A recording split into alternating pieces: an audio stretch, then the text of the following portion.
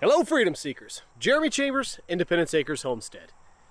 Coming to you today with a product I'm pretty excited about. Let me show you what it is.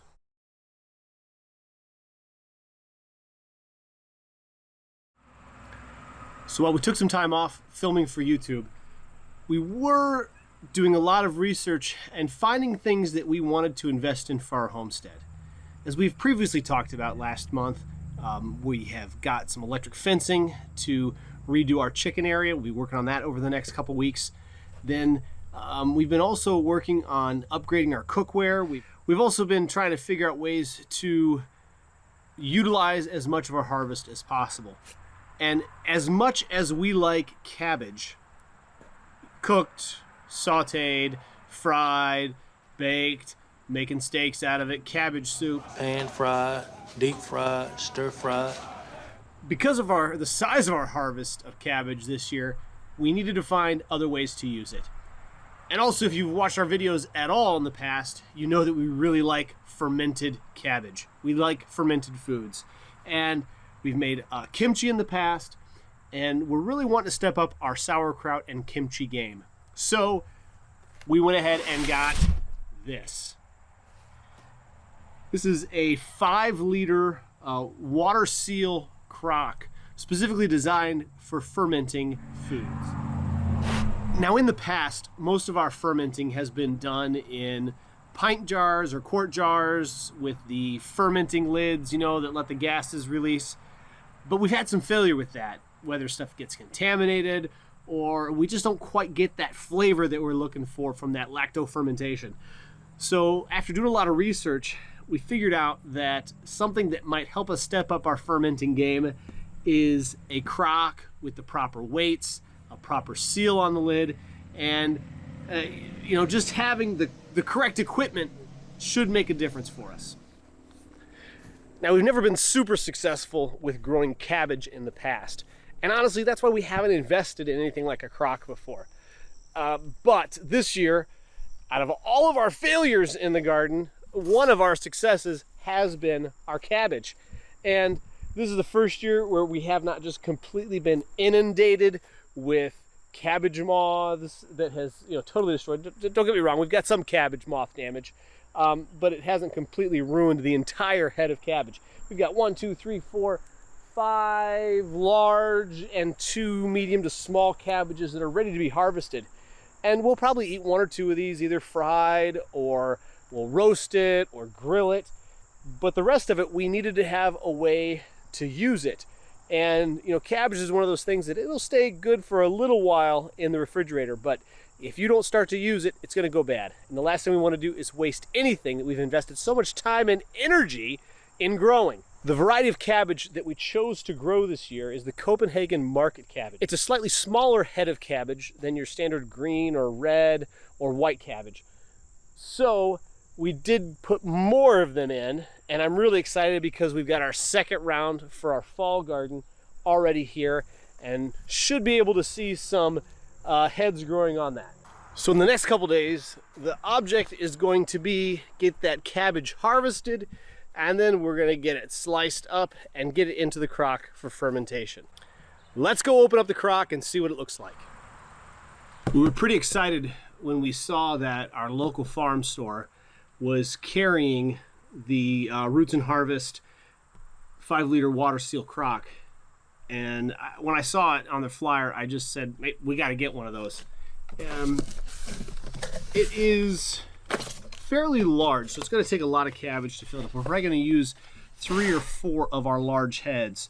And it's got a nice step-by-step sauerkraut making guide. And it's pretty simple as far as making sauerkraut. All right, let's see what else we got in here. The first thing that we come to when we open the box is the weights. Now, these things got about 1.5 pounds of ceramic here, and this is just going to sit on top of whatever it is that we're fermenting in order to keep the solids below the surface of all of the brine and liquids in the fermenter here. This thing is a very classic, just brown color. Got a nice brown glaze on it. It's got the 2 areas on the water seal lid here that will allow the gases to escape, so that's nice. And very generous opening here. Got the handles, and so this is going to be a multi-part video because fermenting takes time. Unlike the kimchi, which only takes about 3 days at room temperature in the quart jars, we're looking at probably 2 to 3 weeks of fermenting in this crock, whether it's cabbage or sauerkraut or kimchi, pickles, carrots, asparagus. Pretty much any vegetable can be fermented in one of these crocks. So we're really excited to get started with that. Day 2 of our fermenting journey, and we've already harvested our cabbage. Got that video up a little earlier, and now we've been cleaning it, making sure we don't have any slugs or bugs or bug poo left in here, making sure it's nice and clean, getting rid of all of the extra leaves. Those are all going to go out into the compost. And now it's just a matter of slicing our cabbage up nice and thin, getting it in the bowl, and getting it salted.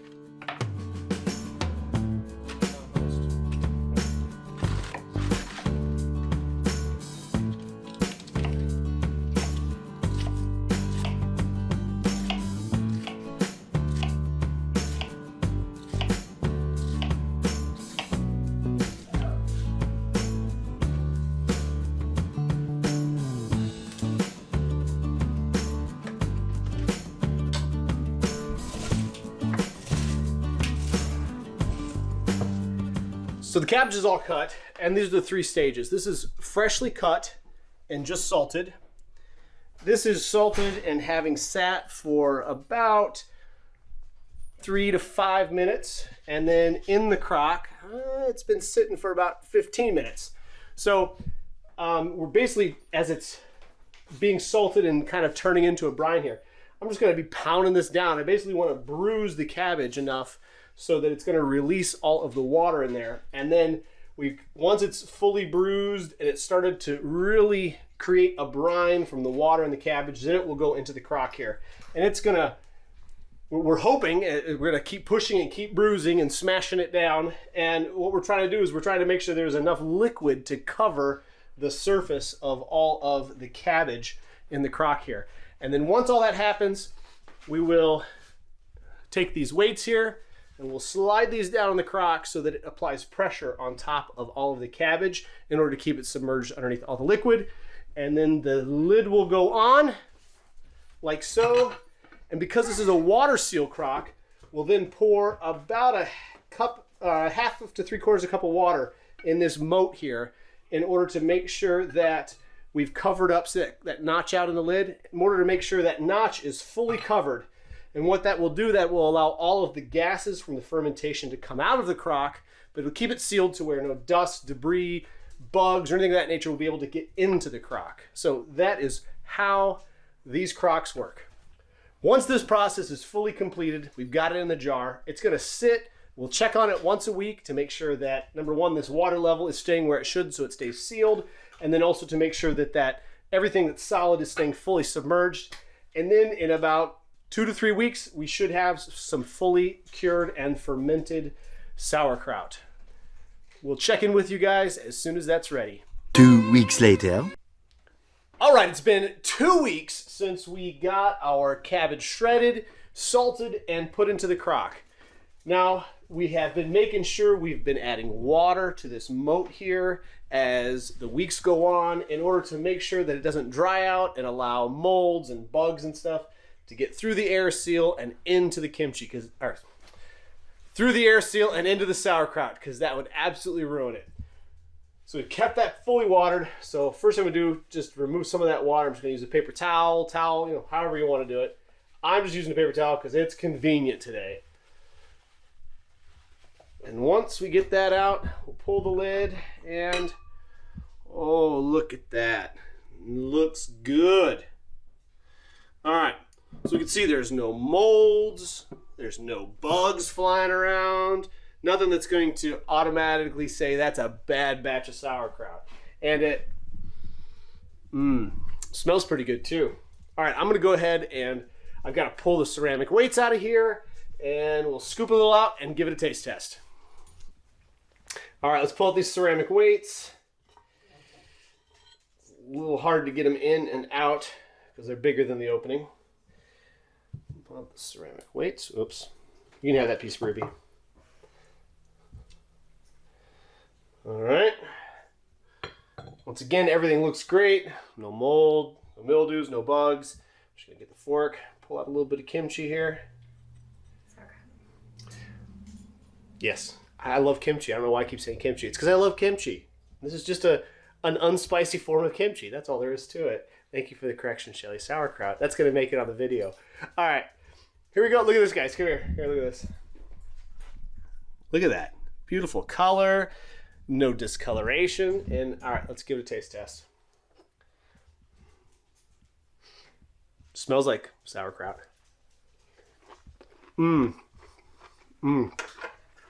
It's still firm. And, it's not soggy one bit. And it's got that effervescence that you should expect from a well-fermented, oh man, so good. It's got the effervescence you should expect from a well-fermented vegetable that's been going for a little while. Wow. All right, so we're going to get this stuff into jars, get it refrigerated, and it should be good until we're done eating it, which should be, it probably won't last long. As we're getting into the fall season, we're going to be getting more, sausage and sauerkraut. Yummy. Gotta love those fall foods. All right, guys. Really appreciate you joining this journey. It has taken a few weeks to get it done, but I tell you what, the results are well worth it. If you're looking for a way to make sauerkraut successful as possible, I encourage you to look into getting one of these crocks. It doesn't matter what brand it is, but one that has a way to seal, that water moat is really important to make sure that you get good quality kraut. And make sure you start with good cabbage. Homegrown's always the best. Really appreciate you guys joining us. Don't forget to like and subscribe. And until next time, God bless.